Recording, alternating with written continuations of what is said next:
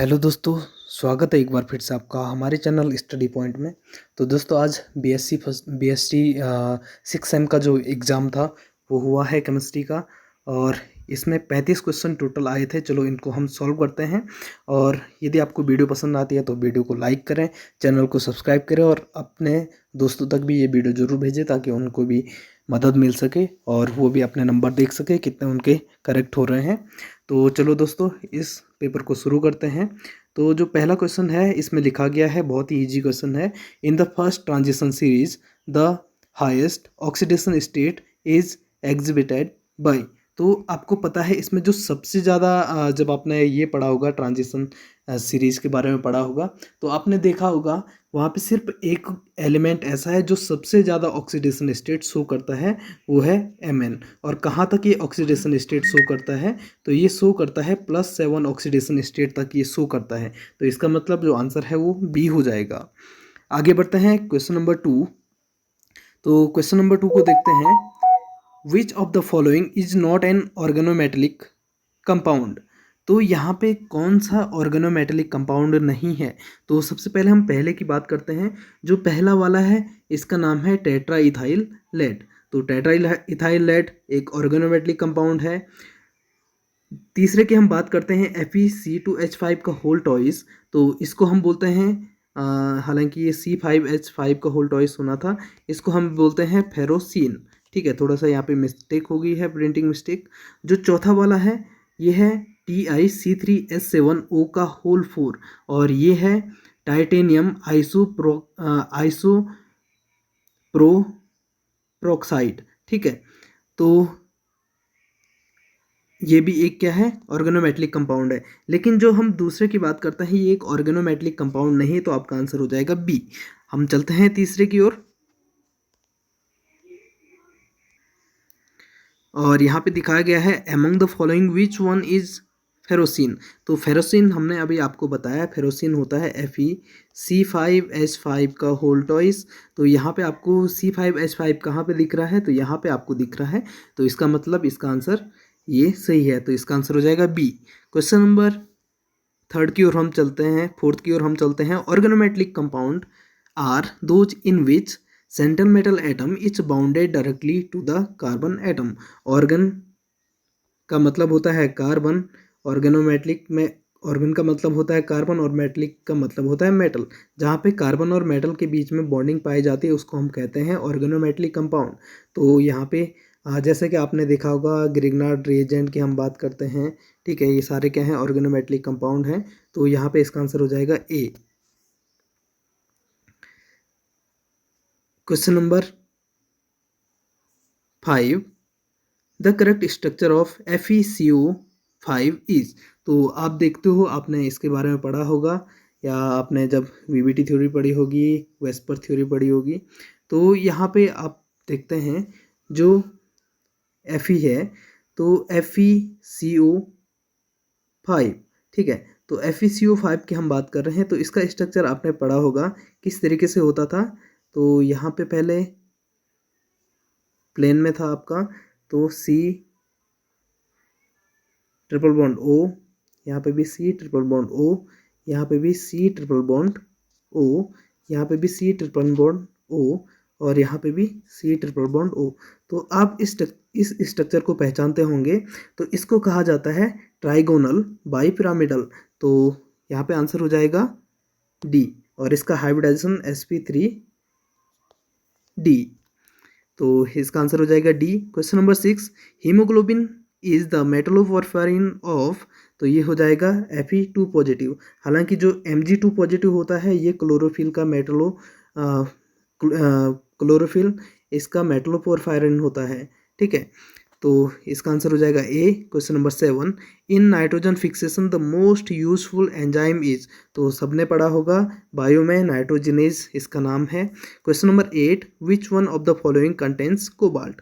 तो इसका आंसर हो जाएगा सी, और इसको हम कहते हैं साइनो कोबालमिन। इसका जो केमिकल नेम है इसको हम कहते हैं साइनो कोबालमिन, और यह है विटामिन B12। ये विटामिन बी का ही एक पार्ट है जिसको कहा जाता है विटामिन B12, और इसका यूज कहाँ किया जाता है, कैंसर रोग के इलाज में। आगे बढ़ते हैं question number 9, compound does not have aromaticity. तो क्वेश्चन नंबर 9 की हम बात करते हैं। पहला ऑप्शन आपके पास है पाइरोल, और आप जब पाइरोल का स्ट्रक्चर देखते हो तो हम 9 की यहाँ पे बात कर रहे हैं।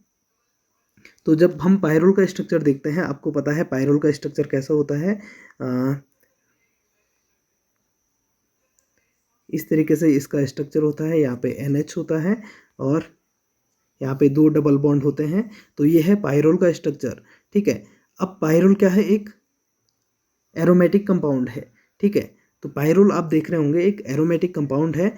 जब हम दूसरे की बात करते हैं पिरिडीन की, तो पिरिडीन भी क्या है, एक एरोमेटिक कंपाउंड है। यहाँ पे N लगा हुआ होता है और ये 6 मेंबर रिंग है और इस तरीके से इसका स्ट्रक्चर होता है। ये भी क्या है, एक एरोमेटिक कंपाउंड है। लेकिन जब हम थर्ड की बात करते हैं क्विनोलिन, तो क्विनोलिन का स्ट्रक्चर कैसा होता है, ये डबल मेंबर्ड रिंग है। यहाँ पे 2 रिंग पाई जाती हैं और इसका स्ट्रक्चर यहाँ पे N लगा हुआ होता है और यहाँ पे डबल बॉन्ड। तो ये भी क्या है, एक एरोमेटिक रिंग है। लेकिन जब हम बात करते हैं किसकी,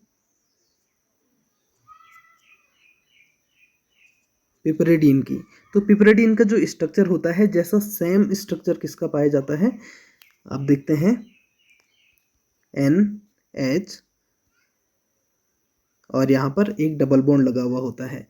तो हम बात करते हैं जो एरोमेटिक कंपाउंड होते हैं, एरोमेटिक कंपाउंड में क्या होना चाहिए, conjugate planar link ring system, ठीक है।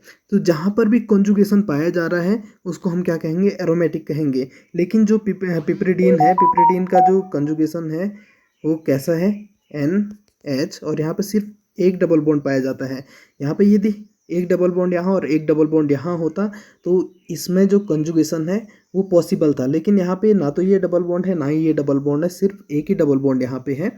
तो इसका आंसर क्या हो जाएगा, D, piperidine is not a aromatic ring, या हम कह सकते हैं piperidine does not show aromaticity. Next question number 10, which one is a heterocyclic compound. तो अब हम हेट्रोसाइक्लिक कंपाउंड की ओर चलते हैं। तो हेट्रोसाइक्लिक कंपाउंड हम किसे कहते हैं, जिसमें क्या है,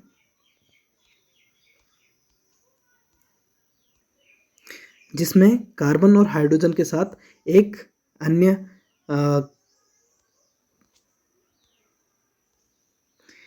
एलिमेंट भी लगा होता है। जैसे कि हम बात करते हैं सबसे पहले बेंजीन की, तो बेंजीन का स्ट्रक्चर कुछ इस तरीके से होता है जहाँ पर सिर्फ कार्बन और हाइड्रोजन पाए जाते हैं और इनके बीच में सिंगल और डबल बॉन्ड पाए जाते हैं। नेक्स्ट हम बात करते हैं साइक्लोएल्केन की, तो बहुत सारे होते हैं।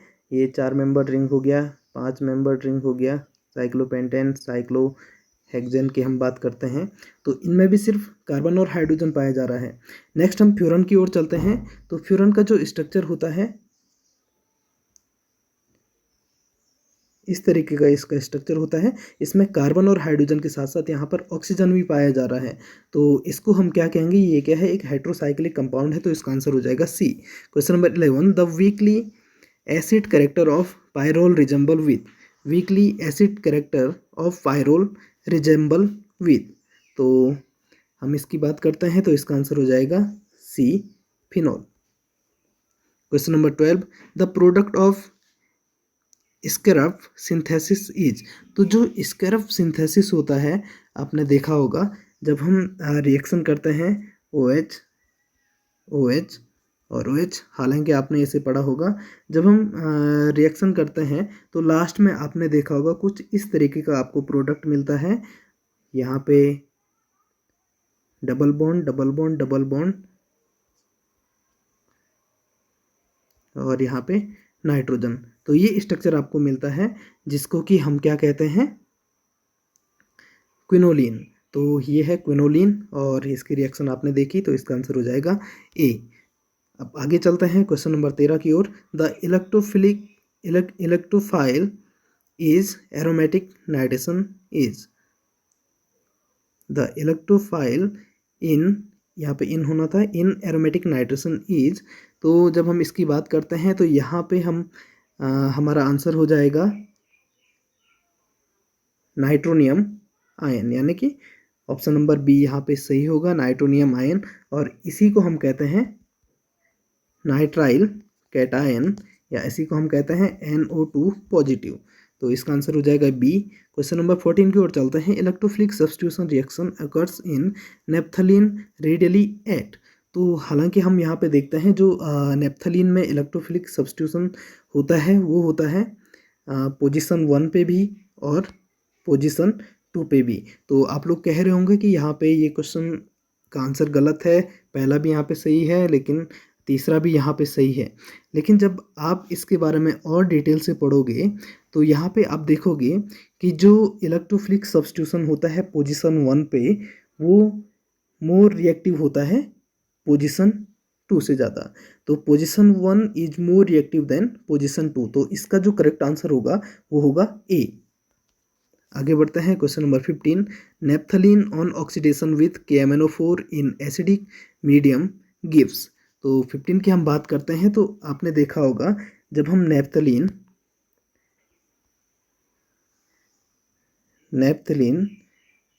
यहाँ पर 2 साइकिल आपकी पाई जाती हैं, 2 रिंग पाई जाती हैं। तो नेप्थलीन की रिएक्शन जब हम करते हैं KMnO4 in presence of aqueous sodium hydroxide.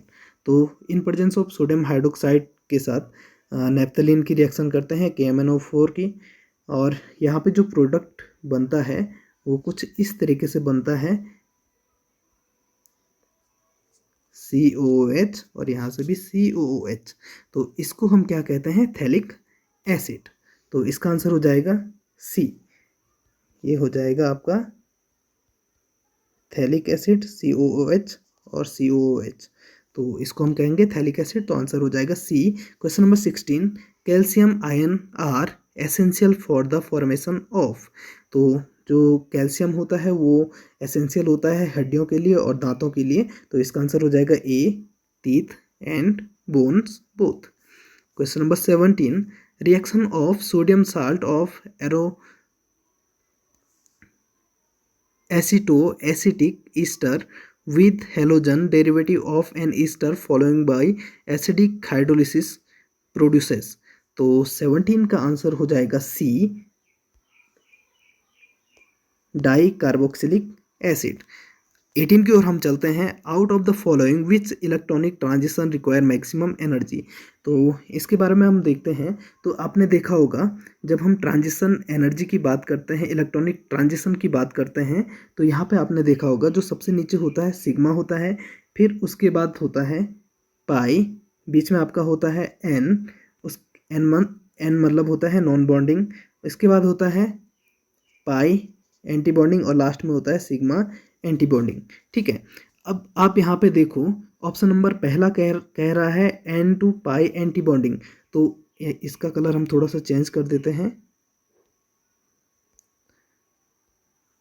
जो N2 पाई एंटी बॉन्डिंग है ये सिर्फ इतने पे पाया जा रहा है, इसकी डिस्टेंस आप देखोगे इतनी है।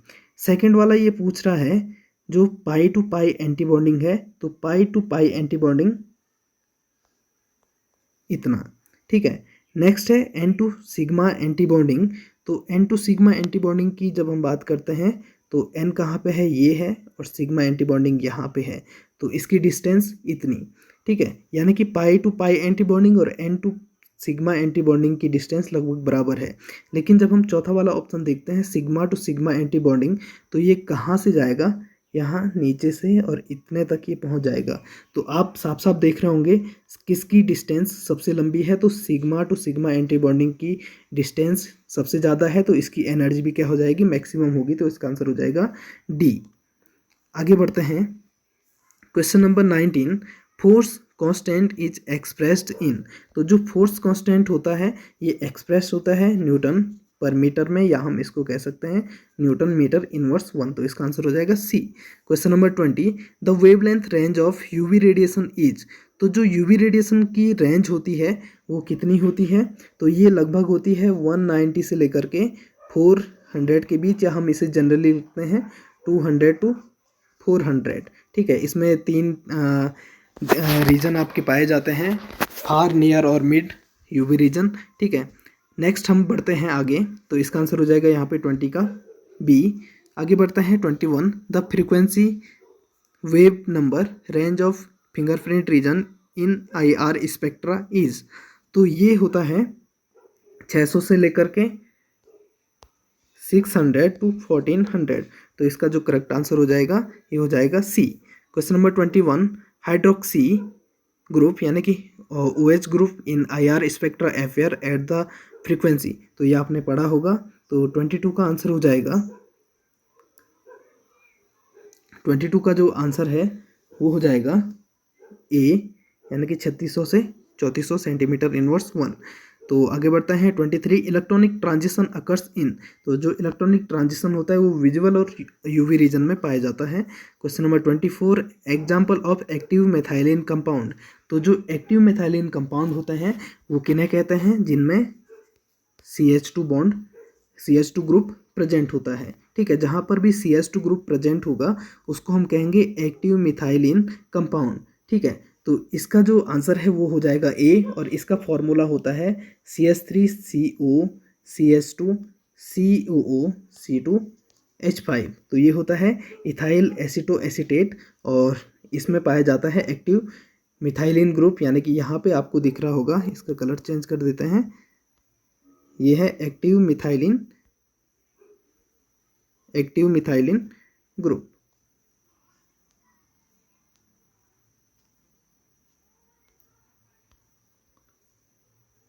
नेक्स्ट आगे बढ़ते हैं, question number 25, how many elements are there in 3D transition series. तो सबको पता है 10 एलिमेंट होते हैं। Question number 26, CH3MgBr is organometallic in nature due to presence of. तो किसका यहाँ पे प्रेजेंस है, तो कार्बन और मैग्नीशियम बॉन्ड। तो 26 का आंसर हो जाएगा B. Question number 27, chemical formula of Zeise's salt is. तो जो जाइस साल्ट का केमिकल फॉर्मूला होता है वो होता है बी, KPtCl3C2H4। तो ये होता है जाइस साल्ट, और इसको हम कहते हैं potassium trichloro ethylene,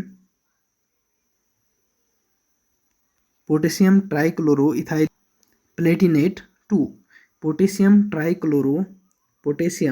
trichloro ethylene platinate, और इसका oxidation number 2, platinate 2।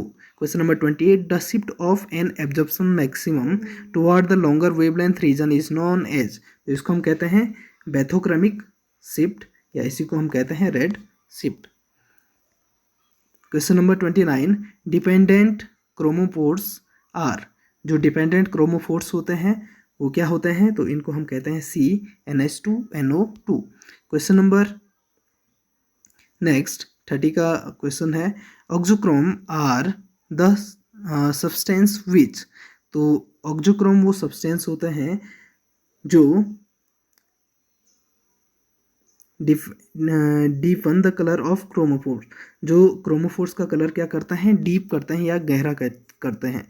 The chemical formula of red proxy chromate is. तो इसका आंसर हो जाएगा K6Cr2O16। तो इसका आंसर हो जाएगा A. Question number next, chromium पेंटोलिन इज। तो ये हो जाएगा CCr O5, या इसी को हम कहते हैं chromium pentoxide. Question number 33, nickel react with CO at 60 degree to form. तो जब निकल रिएक्ट करता है CO के साथ 60 डिग्री टेम्परेचर पर, तो ये क्या बनाता है, तो यहाँ पे हम रिएक्शन की बात करते हैं। निकिल जो कि यहाँ पर सॉलिड स्टेट में है, और ये रिएक्ट करता है ऑक्सीजन के साथ जो कि गैसेस स्टेट में है। तो ये बनाता है NiCO4 जो कि एक गैसेस स्टेट में होता है। इसको बैलेंस करेंगे, यहाँ पे 4 लिखेंगे, निकिल प्लस 4CO, तो ये बनाता है NiCO4। क्वेश्चन नंबर 34, इन स्ट्रेचिंग वाइब्रेशन। जो स्ट्रेचिंग वाइब्रेशन होता है आपने देखा होगा, स्ट्रेचिंग वाइब्रेशन में आपने पढ़ा होगा बॉन्ड या तो क्या होते हैं अंदर की ओर आते हैं, या तो एक बॉन्ड अंदर आता है एक बाहर आता है, या दोनों बॉन्ड अंदर या बाहर आते हैं। तो स्ट्रेचिंग जो वाइब्रेशन होता है इसमें सिर्फ बॉन्ड लेंथ चेंज होता है, लेकिन जब हम बेंडिंग की बात करते हैं तो किसी ने ऑप्शन सी किया होगा, जो कि बिल्कुल गलत है। तो जो बेंडिंग की जब हम बात करते हैं तो बेंडिंग में क्या होता है, बेंडिंग में क्या होता है, या तो दोनों अंदर की ओर आते हैं या तो एक अंदर आता है और एक बाहर जाता है। तो इसमें क्या होगा, बॉन्ड एंगल चेंज होगा। लेकिन जब हम स्ट्रेचिंग की बात करते हैं, स्ट्रेचिंग में बॉन्ड एंगल चेंज नहीं होगा, सिर्फ और सिर्फ क्या होता है, जो बॉन्ड लेंथ होती है वो चेंज होती है। तो इसका आंसर हो जाएगा बी। आगे बढ़ते हैं, क्वेश्चन नंबर 35, लास्ट क्वेश्चन है, pyridine has delocalised pi molecular orbital containing. तो जो पिरिडीन है, पिरिडीन का फॉर्मूला होता है,